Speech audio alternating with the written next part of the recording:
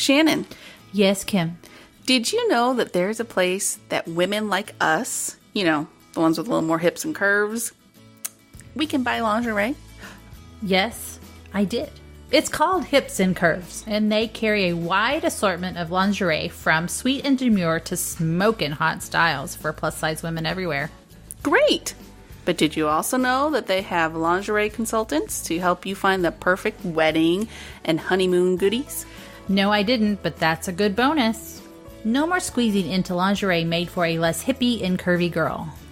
All you have to do is go to fromringtoveil.com/undies to start shopping. That's fromringtoveil.com/UNDIES. Happy shopping! You are listening to From Ring to Veil. I'm Shannon. And I'm Kim. And we are your wedding planning gurus. We take the stress out and put the fun back into wedding planning. Wedding planning questions, episode number 143. Welcome back to the next episode of From Ring to Veil podcast. We are up to episode 143, so I know, can you believe it? We're almost 150. That's just crazy. It's amazing. And we kept it up even through your move. I know. Have you gotten everything unpacked? The garage is a mess, but everything in the house is unpacked. It just doesn't have anywhere to go. I need bookshelves. Gotcha. Anybody in the Austin area have bookshelves to get rid of? Have you been on Buy Nothing Austin? No, I have not. Oh, you should. Why not? Or Buy Sell Austin, whatever. I'm in some trading groups that are around here, so. Oh, good. I can't find any, because I'm picky, so. Have you met your neighbors yet? Not really. They're never outside. Well, it is hot outside, so why would they be? I mean, I've met a couple of them walking around, Mm-hmm. They all have dogs. Oh, well, good. You'll fit right in. And another weird thing about this neighborhood, several of the people here have golf carts, but we're not a golf community. They just drive their golf cart around? They drive their golf carts around in the community. Interesting. Like to go pick up their kids at the bus stop, go to the amenity center with the pool and things like that. And so Zach goes, "Can we get a golf cart?" And I'm like, "Nope, you can walk." You're such a mean mom. I know. I'm horrible. Oh, okay. Well, we're going to start this episode out with a listener question. She has many questions. She does. So it's listener questions. All right. Do you want to start this out or you want me to? Hi, ladies. Love listening to your podcast during my commute to work. Yay. I got engaged about a month ago, and it's probably time to start planning. Well, depends on when your date is. So anyway, I have some questions that I wanted to ask. How much should I budget for a day of coordinator? We're glad you asked. Yeah. We're glad you asked that question because we highly recommend you get at least a day of coordinator, if not a full service planner. That's right. Depending on your budget. And of course, price is relative. It's geographical. Mm-hmm. And it is, based on experience of the coordinator. If they've been in business for more than 5 years, you're going to spend more on that day of coordinator than you are that's one that's going to be in business for a year. Depending on experiences and what services you need, it can range between $8,000 to $2,000. That's right. But I also have to say, as we've learned throughout all these podcast episodes that we've had about wedding planners and coordinators, they can help save you money in other areas. So even though you're paying them, you're saving money in another area. So it somewhat equals out. They are worth their pay. Right. Next question. Would you know if there was cost differences between the months of October to March? You asking like October and March? Like were there or between October and March? Because it's the kind of the off season. Right. As we stated in our how much is the average cost of a wedding, our last couple shows ago. A couple shows ago. October is becoming a very popular month, as is March. So If you were doing it maybe November, December, which December's kind of iffy because of the holidays and, that's right. Things are more expensive during the holidays. I wouldn't say there's not that much price difference. Right. If you think of, if it's a holiday month, like February, and even the end of November, if you look at flying rates, right, it's going to be more expensive to fly during those times. So I think that's kind of a good indicator of costs of other things. If you're going to try to get a venue the end of Thanksgiving, the weekends right around it, it's going to be probably a little bit more expensive because they're premium holiday weekends, right? So if you think the rest of January and February, those are probably going to be your less expensive months. Right.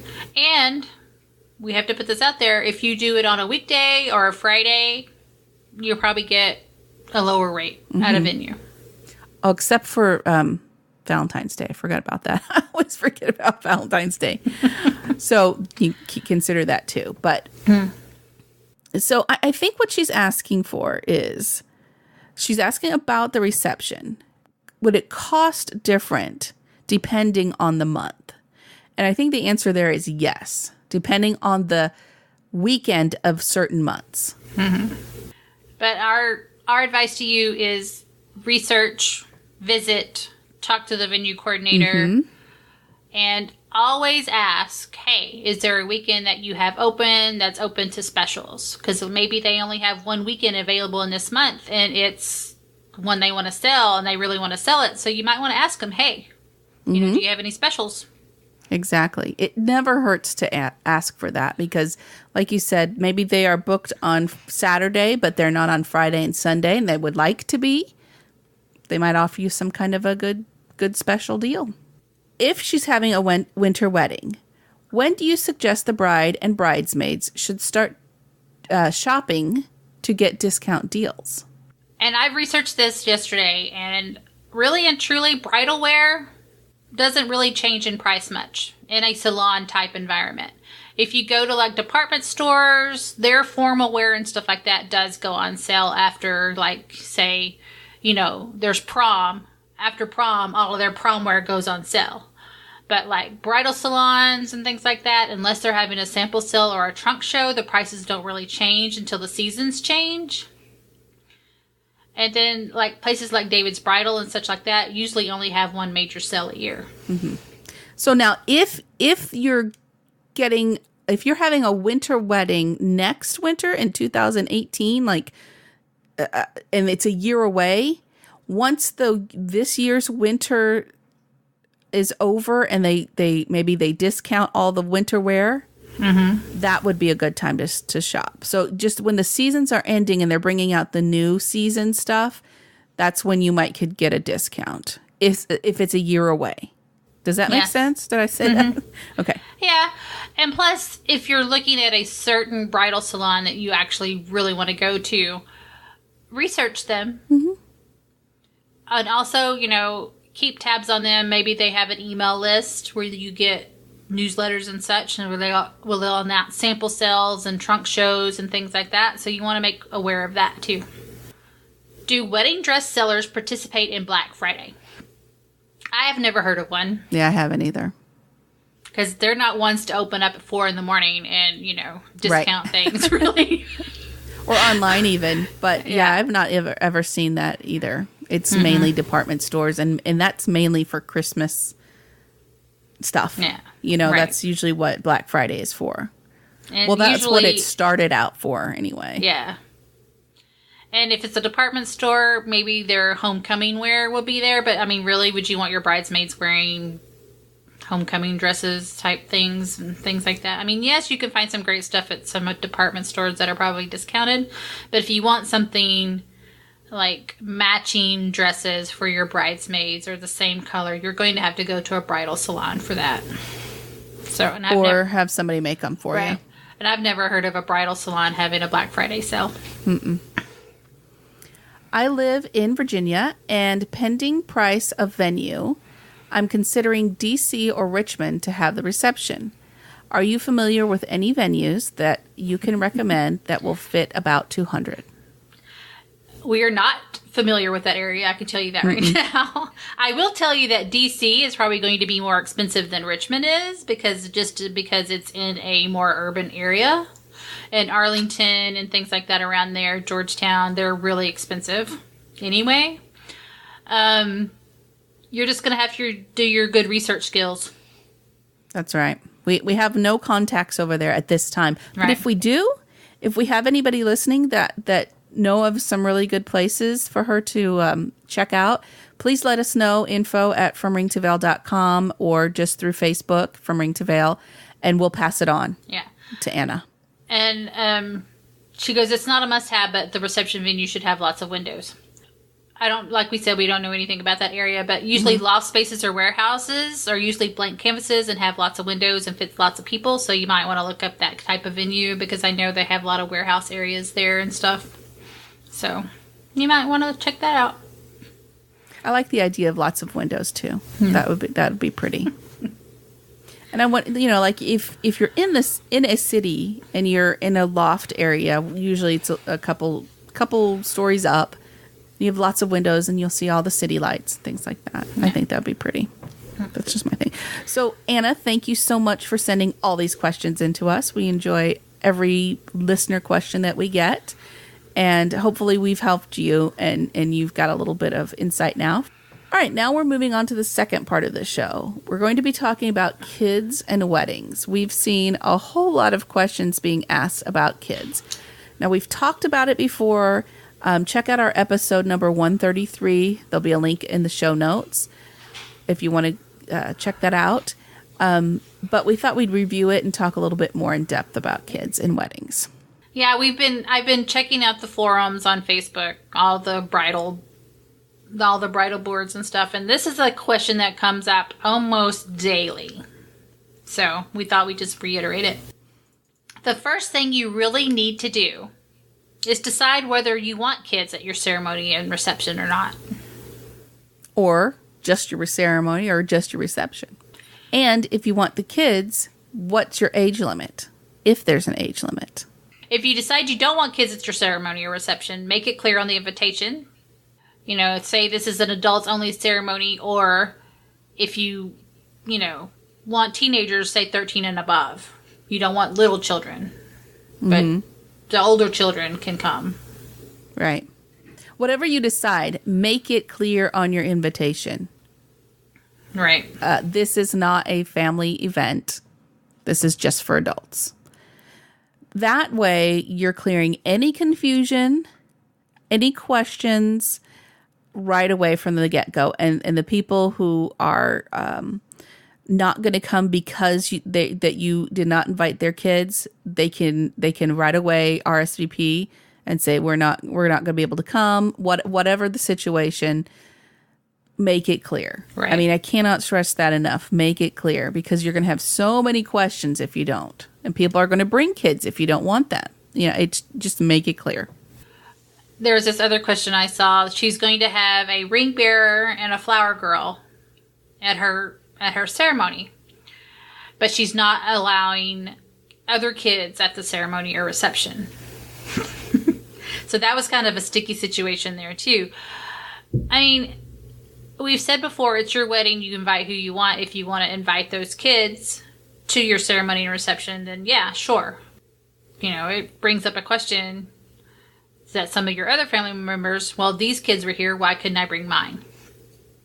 Well, if I were the family member, I would surely hope that I'd be more understanding about the whole situation, especially with the ring bearer and a flower girl. I mean, that's kind of traditional. Yeah. You know what I mean? But also, if you're having an adults only ceremony and receptions, most of the time you're not going to have a ring bearer or a flower girl. Right. It just might be better just to not have that. Yeah. Because quite frankly, it usually doesn't turn out like you think it's going to.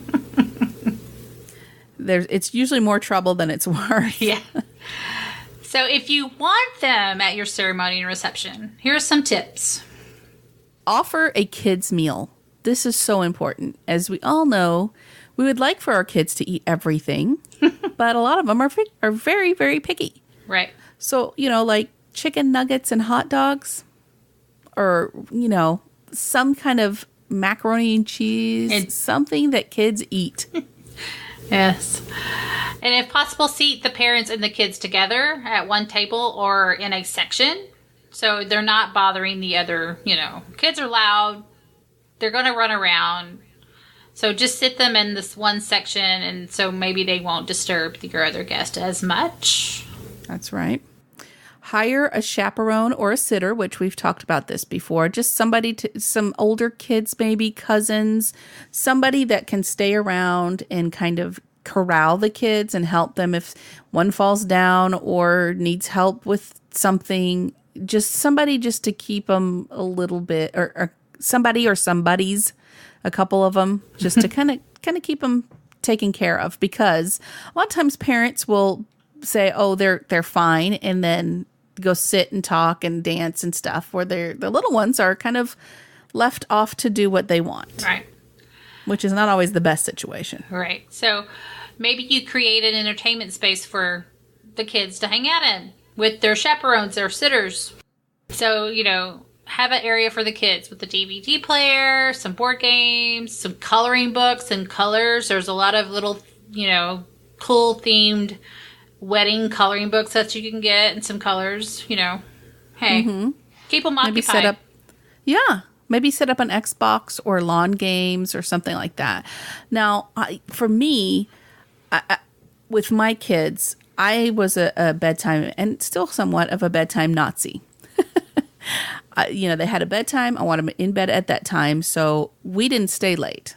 But there are those that just that aren't bedtime Nazis, that let their kids stay up pretty late and just let them fall asleep wherever and whenever they fall asleep. So, I mean, that however that works, you're going to have both people at your if you decide to do this, you're going to have both types of parenting at your wedding. So the people who are taking their kids home for bed early, great, they're taken care of. But the ones that let their kids stay late, they're just going to be there, so you're going to have to do something to take care of them. Right. Because they're going to get bored. Right. Or tired, or hungry or whatever it is. And fits are going to be thrown. And although it is funny, it's still not. It's not funny. Not great. Yeah. Sometimes it's funny. Except for their shrill screaming in your ear. Yeah. Oh, yeah. Anyway. Well, and the loud music sometimes is, little kids can be sensitive to that. Just think through these things before you decide on whether you are or aren't going to have kids at your wedding. And if you are, then think through some things that's going to help the whole situation and make it better for everybody. Yeah. Well, that's our episode for today. Yes. Remember that you can reach us anytime by emailing us at info@fromringtoveil.com, or send us a message on Facebook, Instagram, Twitter. We're From Ring to Veil on everything. We're so you everywhere. can find us We're pretty everywhere. much anywhere. Yes. Send us a message. Send us an email. We'd love to hear from you. Subscribe to the podcast through Apple Podcasts, Google Play, Stitcher, or YouTube. And until next time, no stress, no worries. Keep calm and listen on. Thank you for listening to our podcast. You can find us on Facebook, From Ring to Veil, on Twitter, @From Ring to Veil, and on our website, FromRingToVeil.com. Music provided by bensound.com.